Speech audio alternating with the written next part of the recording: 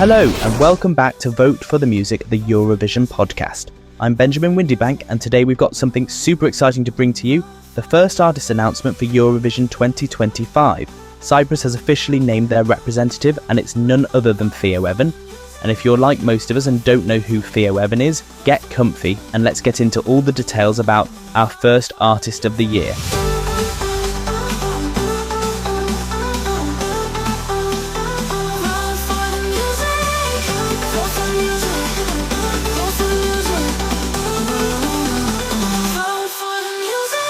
I hope this contest can live up to its promise and continue to stand for peace and dignity for every person in the world.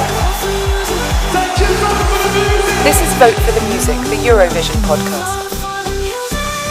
So let's kick things off with a bit of background. Born Evangelos Theodorou, this guy is pure Cypriot through and through, and that's something worth noting right off the bat. You see, in recent years, Cyprus has had a bit of a trend going where their representatives have been artists with Cypriot heritage but raised overseas, well, Australia. But this time we're getting a true homegrown talent.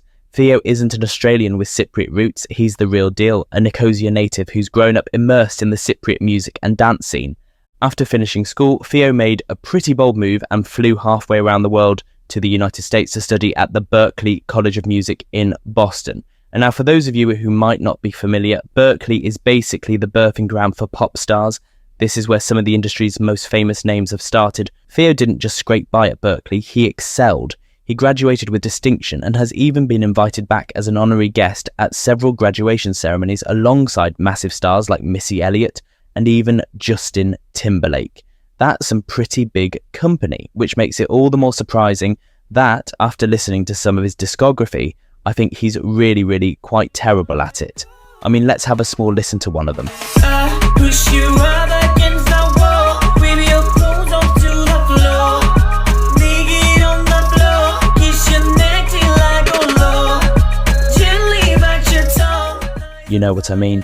There's a certain polish and finesse that feels a bit lacking in the production. It's almost like the song is trying to reach something it just can't quite manage. And trust me, this is the best of them. His tracks defo feel a little rough around the edges, and I think that's something that will hold him back at ESC. For some of his deeper songs, the production values just don't match the depth of the lyrics, and that disconnect can make the overall impact feel diluted. It's a shame because you can see he's trying to blend meaningful content with catchy beats, but it doesn't land the way you'd hope. Cyprus is banking on Theo to keep their recent streak of qualifications going, but honestly I'm a bit on the fence about how this is going to play out. Theo's got stage presence, but unless his Eurovision track comes with a serious upgrade in production quality, I'm worried it might end up being another mindless dance song that fades into the background. Eurovision audiences have seen it all and they're savvy. They know when a song's just a catchy beat without substance, and they can be ruthless when it comes to voting. You need more than just a decent tune. You need a song that tells a story, a performance that sticks in the mind, and production that doesn't feel like it was done on a tight budget. And while Theo has all the ingredients to be a good performer, the real question is whether he can elevate his act to the next level. I'm all for giving him a chance, but as it stands, I'm cautiously sceptical.